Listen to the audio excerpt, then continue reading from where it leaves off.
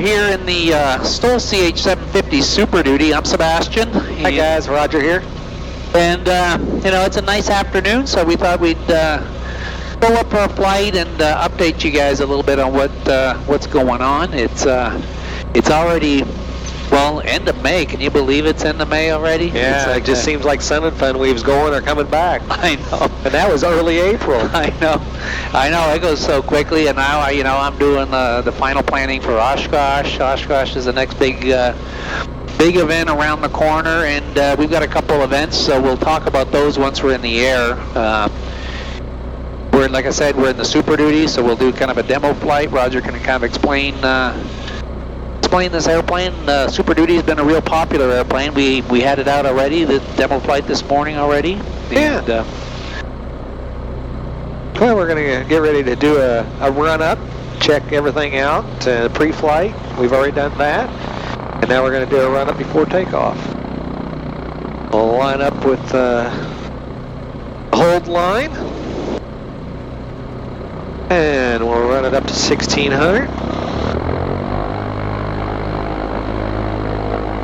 Check the right ignition.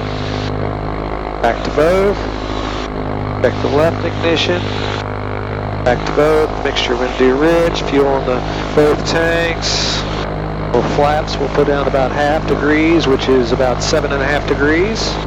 And we have the IO 375 engine in this. Controls clear and free. Doors locked secure. Seat belts. Temperatures, pressures all look great. Yep, all looks good. And we'll turn on the transponder and ADSB.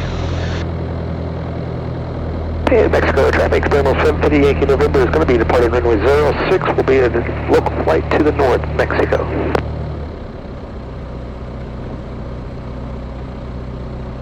And we'll visually check for incoming traffic. Yeah, looks nice and clear. Yeah, no C-bound base to final.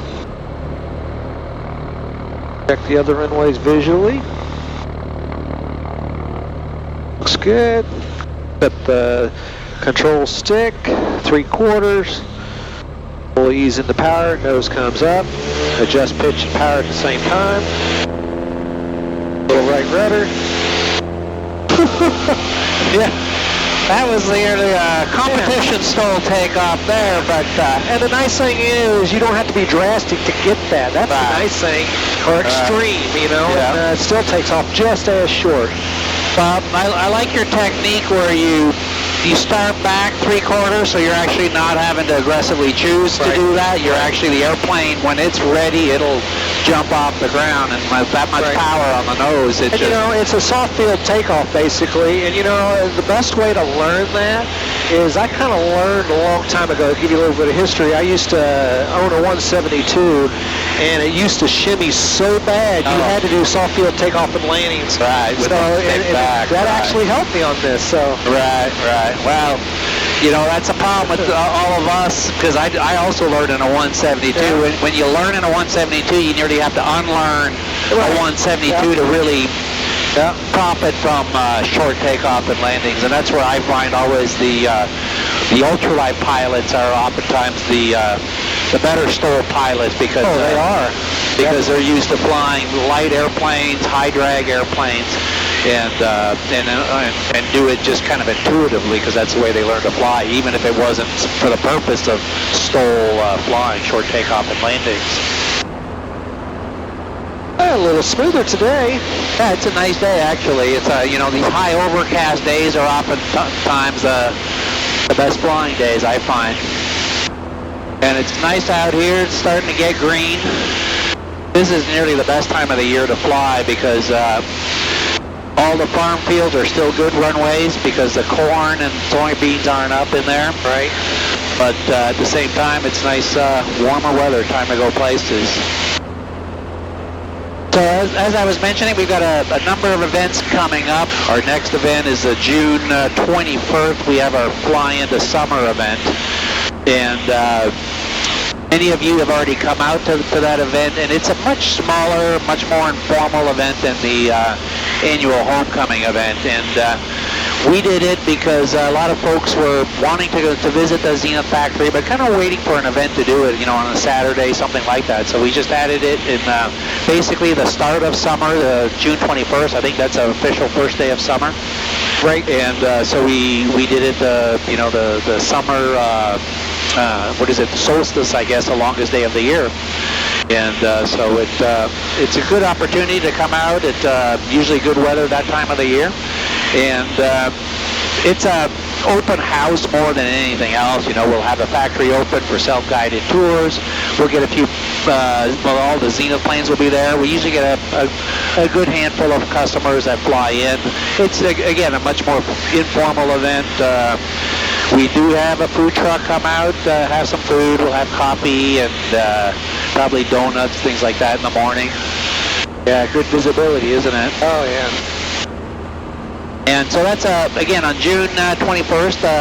So especially those of you guys that are in Missouri and the surrounding states, come out for that. Or if you're passing through, it's a great opportunity to visit with us on that. Immediately before that event, we'll also be doing a workshop class. And we're doing it a little bit different with this workshop class, starting it on Friday and ending on Saturday morning. So this way, kind of blend into the flying the summer event. Just an easier way to do it for us as well as for visitors to kind of tie the two events together. So I think that should work out really well. And as we know, the workshop classes, they've kind of become a little bit shorter, haven't they? They have, yes. It's great. A little bit more time to discussion and talk about the aircraft and your next mission. And they've become shorter for good reason, and that's because the kits are easier and quicker to build, isn't it? Right. They're all matched hole, pre-cut, pre-bent, and it's an assembly project. Right. You know, you don't want to say it's not a building project, but it is getting more to assembly. Right. And I think they're just as valuable, if not more valuable, to come out to a workshop class today than it was, you know, say 10 or 20 years ago. But it is a shorter and easier job, and I think a lot of the learning part of that is actually seeing how easy it is to build. Yeah, I think it's actually more important now than it was before in a lot of ways. So yeah definitely. I think so as well. And something that we're bringing back this year, and that's our free Friday lunches. And you're really responsible for that, for those events more than anything, I think. I got a dual job that day. I got to answer the phone, tag, fly, and then I got to turn or flip the burgers or whatever we're doing. Whatever you get on the grill, and it's fun. But then that's it, and I think it's awesome that you, like, again, you volunteered to do this, and I think it's great for our little pilot community right around Mexico. I think it's a nice thing to do, as well as for any Zenith owners and flyers, you know, around Missouri and surrounding states to come out. If you're looking for an excuse to come out, do a little cross-country flight, you know, get that proverbial, well, it used to be a $100 hamburger. What is it now? $200 hamburger. Right. And you know, I'll cook something different each time, but you guys are welcome to bring a covered dish or something, help out a little bit if you want. But we'll try to have everything. But it would be great, you know, to see everybody there and see the different airplanes. Yeah, we usually get a good group of pilots from Iowa flying in. We get from St. Louis area, southern Missouri. So it's always nice to anybody that can come out to see that. And we're doing it the first Fridays of the month during the summer, so June, July, and August. I have it written down here. June 7th, July 11th, and August 8th. And who knows, we may even do one in September if we still want to as well. But check with us as we do that. Now, you know, we like putting these dates on the calendar, but that said, come out and visit the Zenith factory anytime, pretty much Monday through Friday. Do give us a call ahead of time, especially if you're wanting a demo flight, you're coming from outside of the immediate area. Just make sure we just mark it down on the calendar, and then if there's anything with weather, or if one of the planes is down for maintenance, anything like that, we can talk to you about that. And yeah, you're really doing a good job of burning holes in the sky, aren't you? Yeah, these airplanes are so fun to do, and you know, I know some pilots or especially non-pilots may find this to be a little bit on the extreme side, but this is really what these airplanes are designed to do. Low and slow, very maneuverable, and the visibility out the window is just spectacular. You know, I can nearly see the horizon on the opposite end under my feet. You know, it's that spectacular. It really is, and if you feel it, we're not pulling any G's whatsoever. We should, you know, do the Hoover demonstration here. You know, where I could be pouring a drink. We might have it all over us. I know, you'd be kind of downhill from me, right? It'd be coming down on you.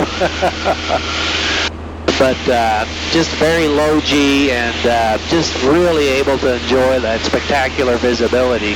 And I know you always like to show the over-the-top visibility over here because, again, I just see it amazing visibility that way. And of course, we're in the Super Duty with the UnPanel. Well, demonstrate here, hands-free. Hands off? Yeah, really. And it's not even a smooth day, but this airplane really likes to track straight and level. And with the UnPanel, again, really reposition that panel where we want to, forward, back. And I know I often say it, but it's a feature we don't really take advantage of because it's such a big screen, and you don't need to, but at the same time, it is available. And I know it's also really a useful thing getting in and out with getting the legs into the cabin and so forth. Just a nice feature to have and in this airplane. And with the Super Duty, the standard configuration is a regular panel still, and you can choose to go with the UnPanel or any configuration of that using the articulating arm. And we've really seen quite a number of interesting panels, haven't we? Kind of inspired by the UnPanel, but just get people used to the idea that you don't have to go with the traditional instrument panel anymore. You know, the traditional instrument panel is designed to hold gauges and switches and so forth, and now you can really integrate all that onto one screen, center console for additional areas, top console area, and just have seen a lot of really innovative approaches that way. One of the things I always appreciate the most about these experimental and kit-build airplanes is that the builder is really the person in charge of how they configure and how they build their airplane. Exactly. So you know, you don't have to listen to what Zenith tells you. There's no FAA standard on what an instrument panel should be like. You know, they'll have minimum equipment because, you know, for obvious reasons, but beyond that, and of course if you're doing anything with glass on there, you're going to have far exceed the minimum equipment quite easily. So I always encourage, and one of the things I love the most about seeing Zenith isn't on somebody just doing a carbon copy of somebody else's work, but it's somebody really making it their own. And then of course the builders and the owners, they become really proud of something that they've done, customized and kind of a one of, especially when you see that it inspires additional builders to you know, to take on where they started and really take it to the next level. And I think the UnPanel is an example of that. It's right. You know, doing it differently, but you know, we did this as a starting point, and really seeing where builders want to take it to the next level.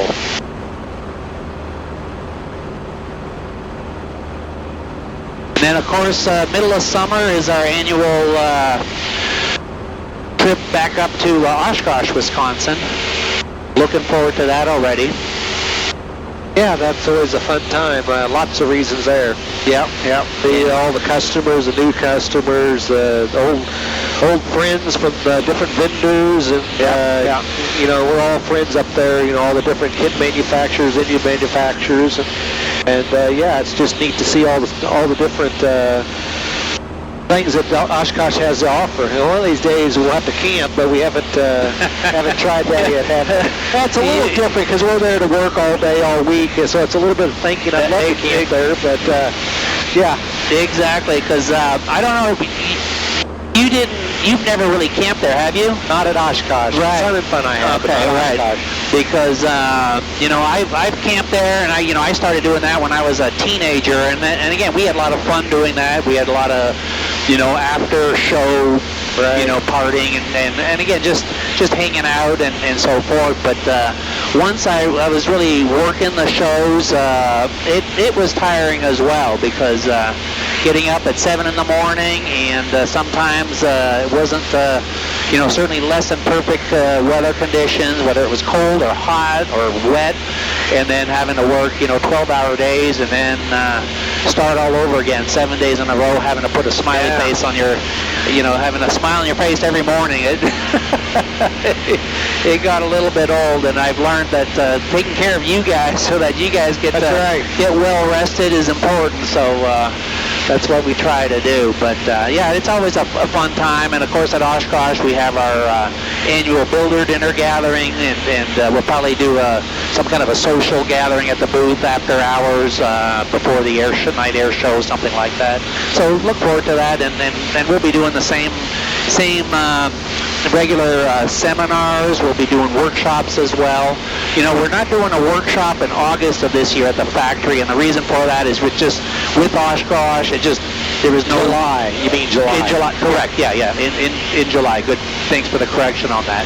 But we're not doing one in July, and that's the thing, Oshkosh was early this year, and but because of that, if anybody that wants to build a rudder in July and wants to come to Oshkosh, we can build it at Oshkosh. We have that workshop area, and it's a great opportunity. And you know, like we were discussing earlier, the rudder itself, it's no longer a 2-day project. So you know, you could just do it while you're at Oshkosh, taking the show and everything else, and then spend a few hours in that workshop area at the airplane hangar and actually build your own rudder. So I think it'd be a great opportunity to do that.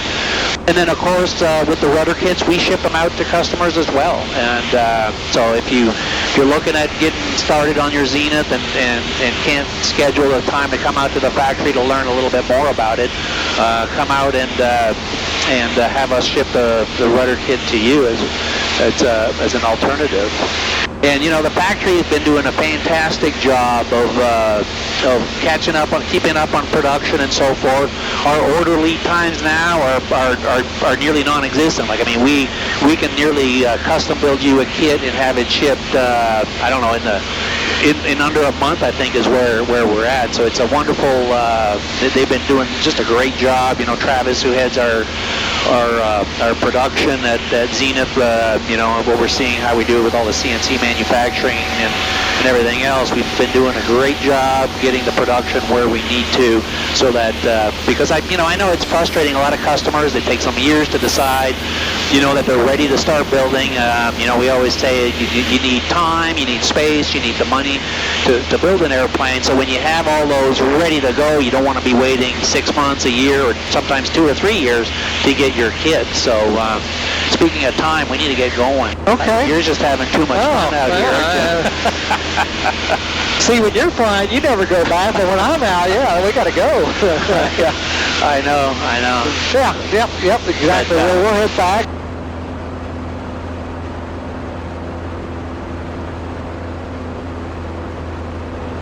Yeah, and it's you know, at Zenith, everything's been going well. You know, we're like I said, our production is right on track, right on schedule.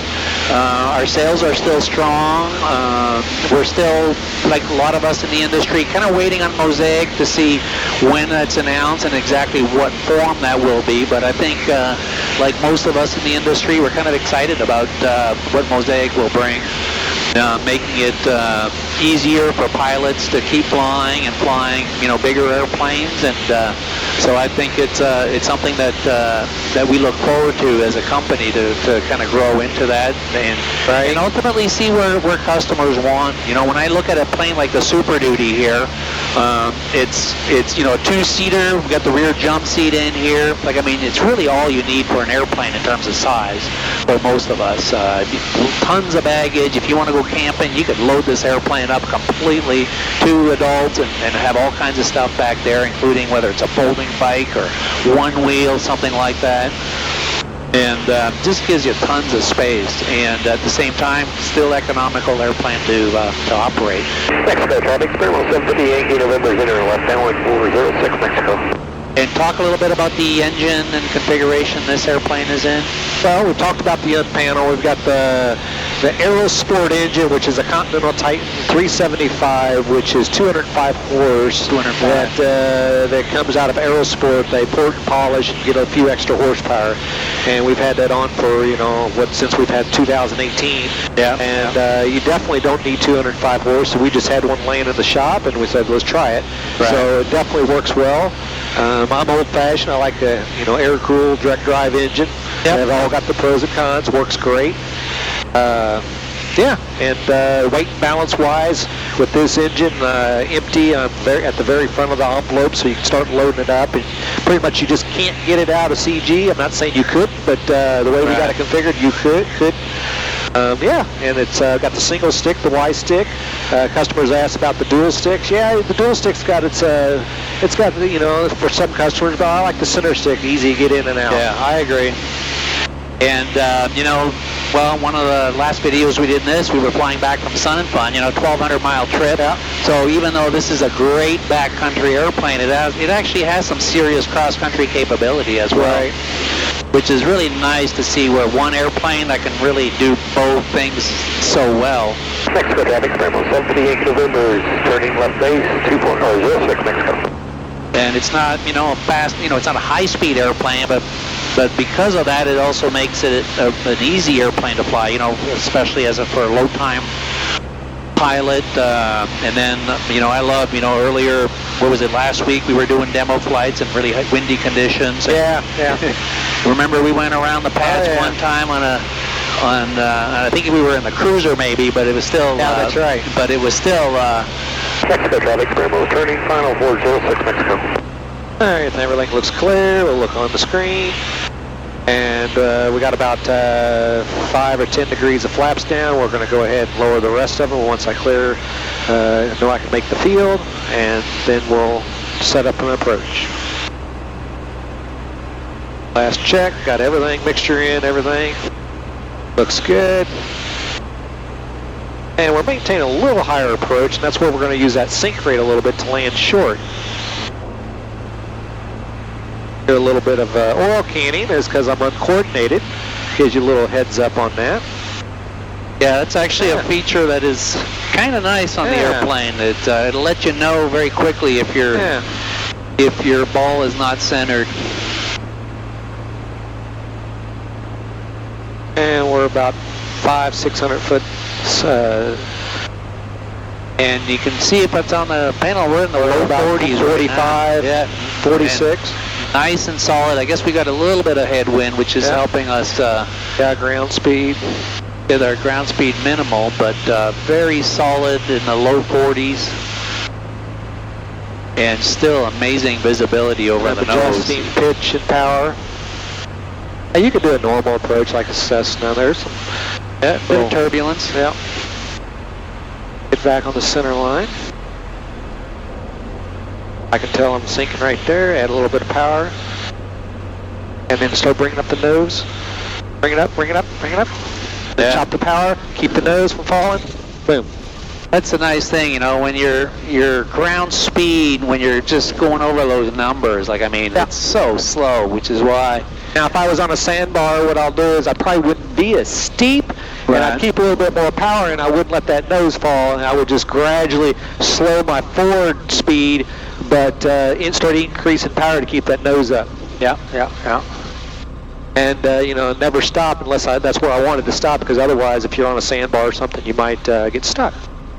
Yeah, absolutely. And you've done a couple videos, I know with the 701, I know we did a popular video where you kind of walk customers through your techniques on for short takeoff and landings, and it's kind of interesting because, and your techniques are obviously, they work well, and I think they're safe, for lack of a better term, in the sense they're not high risk, and meaning with a bit of practice, nearly anybody can do them quite well. Right. There's some techniques that some people use for maximum STOL are a little bit more aggressive, and they may work for them, but they're not as accessible, I think, for other low time, maybe older pilots. And you do it, you know, consistently well. And, Yeah, and well, I we think, need to do it for the Super Duty because I got a customer who's really wanting one for the Super Duty. He's seen the 701, but he's building the Super Duty about ready to fly. So, yeah, we should probably do that. yeah, there you go. That's a good idea. Well, it was a fun. Thanks, Roger, for taking me around the patch. Did some nice steep turns and enjoyed the weather. And we look forward to seeing any of you for some of our coming up summer events.